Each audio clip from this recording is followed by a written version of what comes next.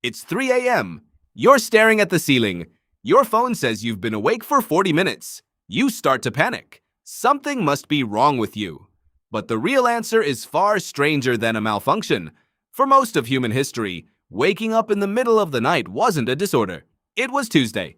Your ancestors didn't sleep the way you think they did. No 8-hour block.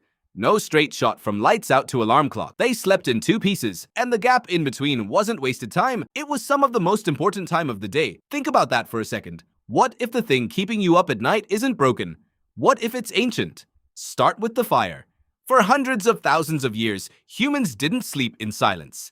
They slept near flame, near breathing bodies, near the low murmur of a group that never fully powered down. Someone was always half listening, a twig snapping outside the circle, a shift in the wind. Sleep wasn't a private event behind a locked door. It was a shared, watchful state.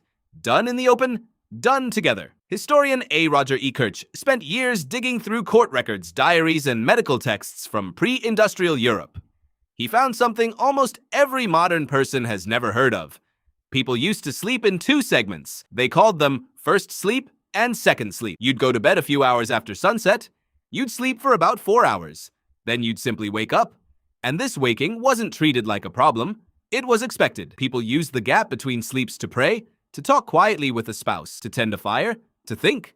Some got up and visited neighbors. Diaries from the era describe this middle-of-the-night window almost casually, the way you'd describe a lunch break. After an hour or 2 of quiet wakefulness, second sleep would come, carrying them through until dawn. So why don't you sleep like that anymore? The answer isn't biology, it's light. E. Kirch's research points to one massive turning point: artificial illumination. As candles got cheaper, then as gas lamps and eventually electric bulbs spread through cities, nighttime stopped being dark.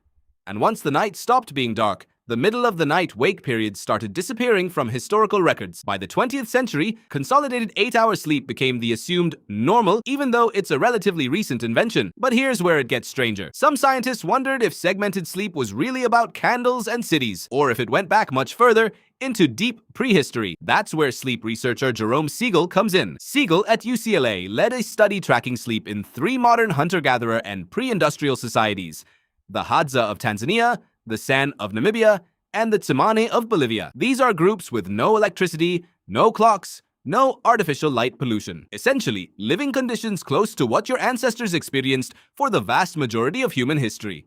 What did his team find? Not the 2-block segmented sleep Kirch documented in old European towns. Instead, these groups slept in a single stretch, but a shorter one than you'd expect, around 6 to 6.5 hours a night, and almost none of them reported anything resembling insomnia. The concept barely existed in their languages. Here's the detail that should stop you cold.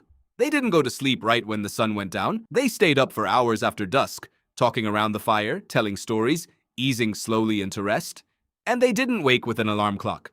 They woke naturally, gradually, with the temperature drop before sunrise. 2 different studies. 2 different pictures of ancient sleep, but one shared conclusion. Human sleep was never meant to be a single rigid block, triggered by a schedule and severed the instant an alarm goes off. It was meant to be responsive, flexible, tied to firelight, temperature, and the rhythms of the people around you, not tied to a glowing rectangle on a nightstand. So what happened to your body's ability to just relax into that natural rhythm? Modern light is the biggest disruptor. Circadian researcher Charles Czeisler at Harvard has spent decades studying how artificial light interacts with your internal clock. His work shows that even moderate indoor lighting in the hours before bed can suppress melatonin, the hormone that signals to your brain that night has arrived. Bright light from a screen held inches from your face is even more disruptive, tricking your brain into behaving as if the sun is still up. Your ancestors never faced this problem. Firelight is dim and orange, low in the blue wavelengths that suppress melatonin.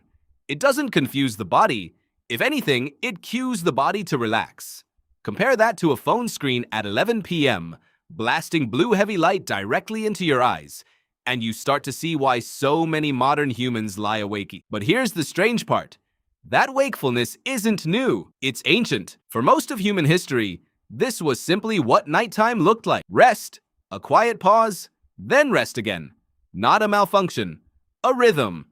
So the next time you wake at 3 a.m., remember, you're not broken. You're doing something your ancestors did for hundreds of thousands of years under the exact same dark sky.